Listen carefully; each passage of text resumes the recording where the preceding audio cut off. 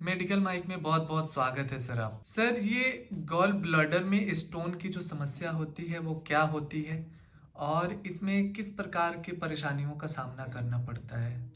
Gall bladder stone एक आम बीमारी है और बिहार में बहुत लोगों को ये है। इसमें जो कारण अभी तक समझ में आया है वो ये है कि आजकल बहुत लोग पिल्स लेते हैं प्रेगनेंसी को रोकने के लिए। एक वो समस्या है। या अगर बच्चा होता है, बच्चा होने के बाद माँ दूध पिलाती है तो उसमें जो हार्मोनल एबनॉर्मैलिटी होती है बॉडी में, उसके कारण से भी होता है।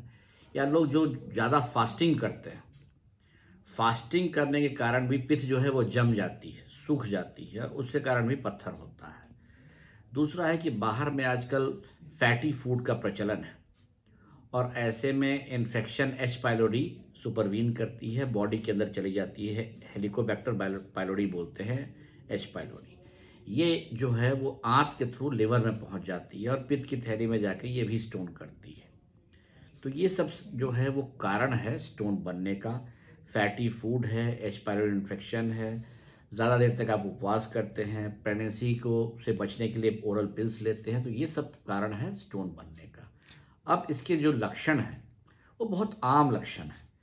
जैसे कि किसी को गैस हो जाए, खट्टी डकार आए, या कभी कभी जैसे ही कोई फैटी फूड या इटालियन फूड या चाइनीज़ फूड खाता है तो उसे गैस की शिकायत हो जाती है, हल्की दर्द होती है। इससे भी जब बीमारी आगे बढ़ती है तो दर्द होता है और दर्द के साथ उल्टी होती है। तो जो लो इंटेंसिटी है वो गैस है, डकार है, खास करके नॉनवेज या फैटी फूड खाएं तब है। और जो सीवियर फॉर्म है उसमें दर्द और दर्द के साथ उल्टी, ये सिम्टम्स होते हैं।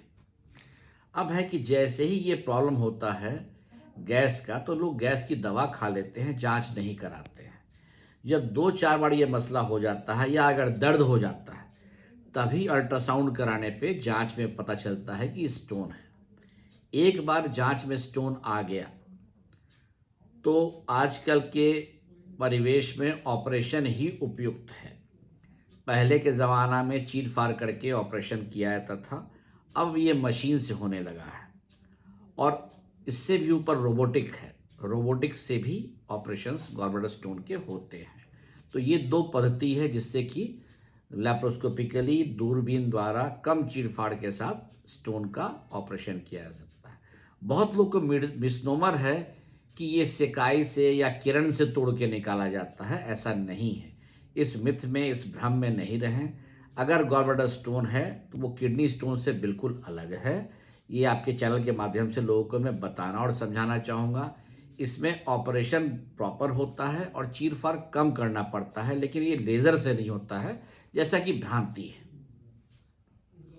सर, इसमें बहुत सारे लोग जब पेन होता है तो बहुत सारे लोग दवा खा खा के उसको दबाने की कोशिश करते हैं। तो ये किस हद तक जो है खतरनाक है? उसे जल्द से जल्द उसका सोनोग्राफी या अल्ट्रासाउंड करा के डॉक्टर से मिलना चाहिए।